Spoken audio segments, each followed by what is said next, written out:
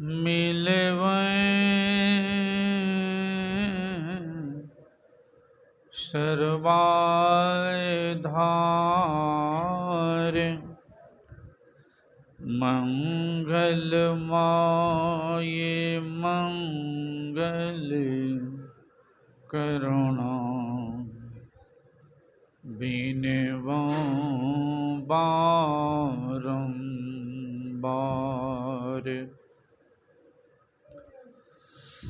धन्य धन्य सद्गुरु सुखदे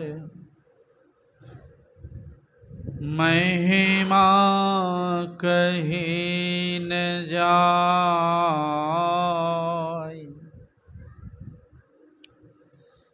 जो कछु कहूँ तुम्हारी कृपा मोते कछु न बसाय। जो कछु कहूँ तुम्हारी कृपा मोते कछु न बसाय। बोलिए प्रेम से श्री सद्गुरु। इस पवित्र स्थल पर विराजमान सभी गुरुजनों को मेरा नमन। सम्माननीय साधु समाज, परम आदरणीय धर्म प्रेमी सज्जनों, पूजनीय माताओं एवं भक्तिमती धर्मशीला बहनों,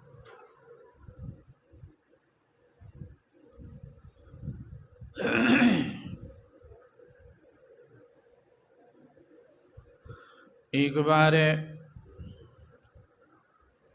भगवान बुद्ध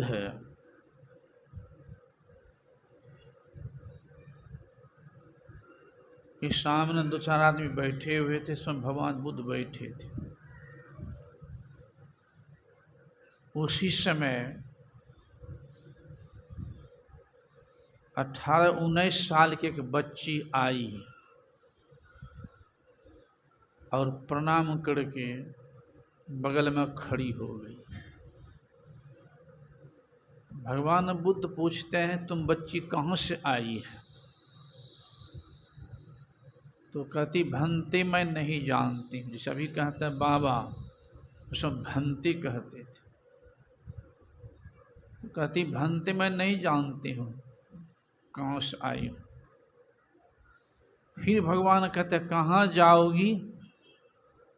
कहते, भंते मैं नहीं जानती हूँ।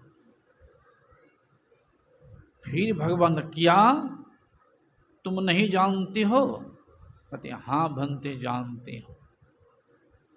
फिर कहते, क्या जानती हो?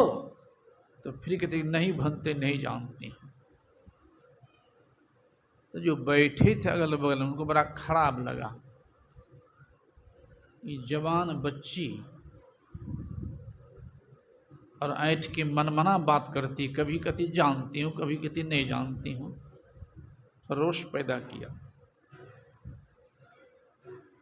भगवान बुद्ध ने कहा कि बच्ची, तुमसे मैंने प्रश्न किया है और तुमने उत्तर दी है कि लोगों की समझ में बात नहीं आई, जरा फिर से खुलासा करो। तो बच्ची कहती कि भंते, मैं अमुक पिशकार की लड़की हूँ, इस बात को आप जानते हैं, क्योंकि मेरे घर पर भी गए हैं और मेरे माता पिता को भी जानते हैं। तो अपने घर से यहाँ आई हूँ, इस बात को आप जान ही रहे हैं। तो यह भी जान रहे हैं कि हमारी शादी भी नहीं हुई है, और शादी हुई होती तो शंका की बात होती कि ससुराल से आई होगी, मैके जाएगी, या मैके से आई है ससुराल जाएगी। बात एक निश्चित है, पिता घर से आई लौट के पिता घर जाऊंगी। फिर भी आप पूछ रहे हैं कहाँ से आई हो, कहाँ जाओगी? इसका अर्थ कुछ और है, उसी खुलासा करो। तो बच्ची कहती है कि मैं किस देश से या किस जिला से या किस गांव से या किस शरीर से, किस योनि से या किस माँ की कोख से मर करके इस माँ की कोख में, ये मनुष्य शरीर में, ये माँ की कोख में आई हूँ, कहाँ से, इस बात को नहीं जानते हैं। ईश्वर मेरी कहाँ से आई हूँ नहीं जानते। फिर आपने कहा कहाँ जाओगी? जब शरीर छूटने के बाद फिर मैं किस शरीर में, किस गांव, किस जिला, कहाँ चली जाऊँ, किस माँ की कोख में, किस शरीर में, इस बात को मैं नहीं जानती हूँ, कहाँ जाऊँ? फिर आपने कहा क्या नहीं जानती हो? मैंने कि जानती हूँ। तो इस बात को जानती हूँ कि मरूंगी निश्चित, इसलिए मैंने कहा जानती हूँ। फिर आपने कहा जानती हो, तो फिर मैंने कहा नहीं जानती हो। तो इस बात को नहीं जानती हूँ, कब मर जाऊं?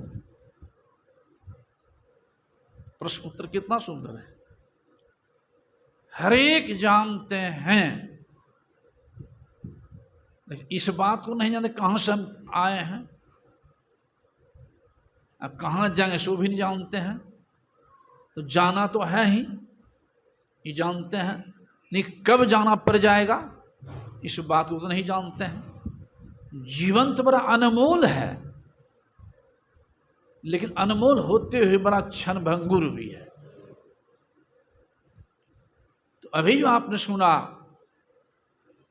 भगवान जो उपदेश किए हैं, रामचरित मानस सटीक जी सुने हैं, सप्तम सोपान से, उससे आगे चौपाई में है, उसमें भगवान सुनने के लिए कह रहे हैं। ये मानव शरीर नहीं सुन सकता है, और कोई शरीर सुन सकता है आकर के सत्संग? इससे आगे कहे हैं प्रजा को बुला करके, एक बार रघुनाथ बुलाए, प्रजा को बुलाए हैं, गुरु द्विज पुरबा सिन सब आए। बैठे गुरु द्विज बर मुनि सज्जन, अब बोले बचन भगत भय भंजन। क्या कहने लग गए कि सुनहु सकल पुरजन मम बानी, कहु निकछु ममता और आनी। नहीं अनीति नहीं कछु प्रभुताई, सुनहु करहु जो तुम ही सुहाई। भगवान प्रजा से बुला कह रहे हैं कि मैं को अनीत की बात नहीं, नीत की बात कह रहा हूँ, और कल्याण की बात नहीं, कल्याण की बात कह रहा हूँ, और ऐसी बात भी नहीं जो मैं कह रहा हूँ वही करना पड़ेगा, सो नहीं। लेकिन सुनहु, सुनो मन लगा करके, करना वही जो अच्छा लगे। तो सुनेंगे तब न होगा क्या मेरी हित की बात कह रहे, क्या हित की बात। तो सुनने की क्षमता किन में है? एकमात्र मानव शरीर में। सत्य में आने की योग्यता किन में है? ये गाय भैंस में है? एकमात्र मानव शरीर में।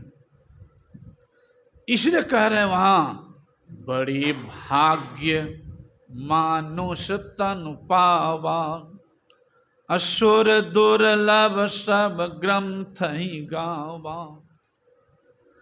साधन धाम मोक्ष कर द्वारा, अपाइनो जे ही पर लोक सवारा। इस शरीर साधन का धाम है और मोक्ष का द्वार है। जो करना चाहे हम कर सकते हैं। एक साथ दूसरे जो योग कह दिए हैं, सभी शरीर के बर्भागी नहीं कहा है।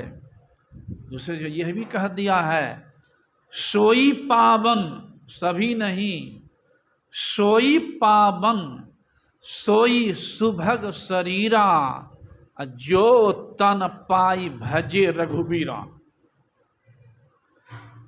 इस उत्तम शरीर पाकर जो भजन करता है वह बरभागी है। नहीं तो कभी सब यह भी क्या कह दिए हैं, खाना पीना सो जाना, यह तो काम है पशु समाना। उतने काम मरे सुंदर सुंदर खाए ठठा तक, घुलट के सोते रह गए 6-7 बजे तक, उसको बड़भागी नहीं कहा है। बड़भागी तब जब समतम ज्ञान को पकड़ के हम चले, तब बड़भागी। आगे यह भी सुन चुके हैं, करण धार सदगुरु दृढ़ नावा। ये बड़भागी शरीर पाने पर भी करण धार के पास नहीं गए तो बड़भागी बनाना मुश्किल। महाभारत में प्रसंग सुने होंगे, दुर्योधन ने पांडवों को नाश करने के ख्याल से वारणावत में लक्षागिर का निर्माण करवाया था और खूब बड़ाई करने लग गया। वारणावत की तो जहाँ की बड़ाई सुनते हैं ना, तो जाने के लोग तैयार हो जाते हैं। एक बार मैं भी आया था दिल्ली, ठहरे राजेंद्र बाबू यहाँ अक्षरधाम बड़ाई करने ले चलिए घूमने के लिए। चला गया मैं घूमने के लिए। एक बात याद रही, अक्षरधाम है ना, कहीं मूर्ति बना दिया, कहीं उपदेश कर रहा है, सुन रहा है, सब लोग जाते हैं, टिकट लगाते हैं। तो बातें तो बहुत हुई थी, उसमें एक बात याद रही, 2 पति पत्नी कहीं जा रहे थे, थोड़ा सा गठरी लेकर के। एक जगह चमक रहा था, उसमें एक बार पकड़ाई हो गया, जैसे कि प्रवचन कर रहा है, जैसे मैं बोल रहा हूँ, हाथों घूम रहा है, आप लोग सुन रहे हैं, तो आप लोग मुड़ी भी डोल रही, कभी कभी डोल रहा है। तो उसमें सुनाने वाला का मुड़ी डोल रहा था, सुनने वाला का भी। वो तो बिजली पर दिया हुआ था ना, बीच में बिजली कट गया, तो जो कह रहा था मुड़ी टेढ़े, हाथ टेढ़े रह गया, तो पकड़ा हो ही बिजली पर है। एक बात अच्छी लगी, बैठ गए, ऐसे ऐसे करने लग गए। तो पत्नी पूछती, पति बैठ गए, तो पत्नी पूछती क्या कर रहे हैं बैठ करके। चलिए ना, मैं जानती हूँ कि भूख लग गई जोर से, हम भी नहीं खाए, आप भी नहीं, शरीर कमजोर हो गया, लेकिन बैठने से काम नहीं, चलना तो है ही है। तो पति कहता है नहीं नहीं चल लूँगा, किन्हीं का असरफी गिर गया है, उसको ढक रहा हूँ, कहीं तुमको लोभ हो जाए, तुम कह दो गरीबी जीवन है, किसी के चौड़ाने के नहीं गया हूँ, किसी गिर गया है, ले लेंगे, गरीबी दूर हो जाए कुछ दिन के लिए। तब पत्नी कहता है हम गुरु सत्य में सुने हैं कि नहीं, दूसरे का धन मिट्टी है, दूसरे धन मिट्टी काहे लेंगे। देखिए पति के नजर में हीरा है, अब पत्नी के दूसरे का धन मिट्टी है, कितना बैराग है। ऐसे बैराग धारणा रखने वाले साधक ही आगे बढ़ता है। तो मैं वहां कह रहा था, बड़ाई किया वारणावत की, तो पांडव लोग जाने के लिए तैयार हो गया और चल भी दिया। विदुर जी समझ गए इसमें राज छिपा हुआ है। 5 पांडव को बुला के विदुर ने कहा है, सबसे तीक्ष्ण बुद्धि की युधिष्ठिर की, जिनकी बुद्धि तीक्ष्ण होती है वो संकेत को समझ लेते हैं आसानी से। विदुर ने कहा था पांडवों से, देखो तुम वर्ण बजा रहे हो, अच्छी बात है, लेकिन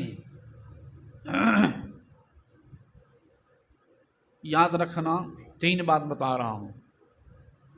पहली बात उन्होंने कहा, तो पहली बात कि जहां कहीं रहें तो स्थान को जांच लें कि रहने योग्य है या नहीं। अगर नहीं रहने लायक स्थान में रहना पड़े तो सचेत रहना चाहिए, नहीं सतर्कता गई तो दुर्घटना हुई। दूसरी बात बताए थे, जब दिशा का ज्ञान में रहना चाहिए, किधर से निकले किधर से इत्यादि। अंतिम बात बताई थी, जब आग लगती है जंगल में तो आग सबको जला देती है, लेकिन जो जीव रहता मिट्टी के नीचे बिल में, वो नहीं जलता है। युधिष्ठिर जी समझ गए क्या संकेत है। वैसा दे दिया लक्षागृह में, सुंदर भवन था, खाने की सुंदर व्यवस्था, सेवा पर भी सुंदर एकाप्रेक दास ही दास, और सुंदर नथी था ही। युधिष्ठिर ने, भीम का नाक बड़ा तेज था, भीम का नाक बहुत तेज, ग्रहण शक्ति। युधिष्ठिर जी कहते, भीम ये घर तो बहुत सुंदर है, जांच करो घर कौन चीज का है। तो भीम जांच करता कहता, भैया जल्दी निकल इस घर से, ये घर तो ऐसा है ना सन चर्बी लाह तेल घी से बनाया हुआ, संठी इत्यादि से, केवल धोखा से कोई काठी बार दिया तो हम लोग जल के मर जाएंगे, निकलने कोई उपाय नहीं, जल्दी निकलिए। युधिष्ठिर, नहीं भाई रहना तो इसी घर में, जरा घूम के देखो और कहीं कुछ है। भीम घूमते घूमते जाता है, एक खम्भा के पास खड़ा हो गया है। दिन में तो पता करते थे दिशा का किधर से निकलना है, खड़ा हो खम्भा के पास, कहता भैया ये खम्भा के नीचे लगता है खोखला, खाली जगह सुरंग जैसा है। बात समझ में आ गई। कहा था जो बिल में जीव रहता नहीं मरता है आग लगने पर, बात समझ में आ गई। कहा भाई आप चिंता नहीं करो, रहने लग गया। और दोनों का गुप्तचर फिट था, पांडव का भी और कौरव दुर्योधन का भी। इनका गुप्तचर आके कह दिया कि आज ही इस घर में आग लगवाएगा, आज ही रात्रि में। सांझे सुला दिया था, पूर्वचंद्र को खिला पिला करके नियुक्त कर दिया था। 5 को भील भी सोया हुआ था, 5 बच्चे साथ माई भी। क्या किया समझ गया, आई थी काम करेगा। युधिष्ठिर कहते हैं भीम आज ही खम्भा को तोड़ो। खम्भा को तोड़ दिया, मिल गया सुरंग, 5 पांडव उसमें घुस गया। कहा जल्दी, तब तुम ही आग लगा दो। तो भीम नहीं गया है, आग लगा के दौड़ के घुस गया सुरंग में। आगे नदी किनारा में नाव की व्यवस्था विदुर ने करवा दिया था। 5 पांडव पार हो गए, सबों की रक्षा हो गई। यह तो कथा हुई। इशार क्या निकलता है, लक्षागृह बासा था, अब हम लोगों का बासा कहाँ है, कहाँ कहिएगा, यहाँ दिल्ली सत्संग मंदिर में न, ये सत्संग मंदिर में शरीर का बासा है, हम आपका बासा शरीर में है। इसका बासा तो बदलते रहता है। परसों था कुप्पा घाट, कल हो गया यहाँ, फिर कहाँ से कहाँ। शरीर का बासा बदलते रहता है, लेकिन हम आपका बासा शरीर में है। शरीर है तो बरभागी, लेकिन शरीर लक्षागृह है। कब काल की काठी बढ़ेगी और कब काल के काम चले जाएंगे पता है किसी को। तो वहां कौन बता दिया था? भेद विदुर ने, विदुर वहां गुरु हो गए। इस शरीर है बड़भागी, लेकिन उसे क्षणभंगुर है। इस संत ने लिखते हैं, एक दिन जाना है जरूर, अर्जुन से क्षत्रिय नहीं जग में, कर्ण दान भरपूर, भीम युधिष्ठिर पांचों पांडव, मिल गए माटी धूर। एक दिन जाना है जरूर। चहुदिश योद्धाओं खड़े, सभी बजावे गाल, रंक मंच से ले चले ऐसा काल कराल। एक शिष्य के मानवा, अहंकार में चूड़ करते बहुत हृष, अरे लंका पति रावण गई, 20 भुजा 10 शीश।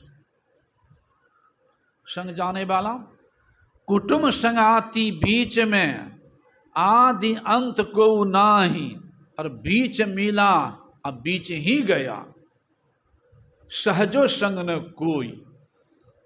इसलिए संतों ने कहा उपाय किया है, तो सदगुरु विदुर हम लोगों को मिल गए हैं। वहां खुदाई करने, खुदा गया था, कुदारी से सुरंग बनाया गया था नदी किनारा तक।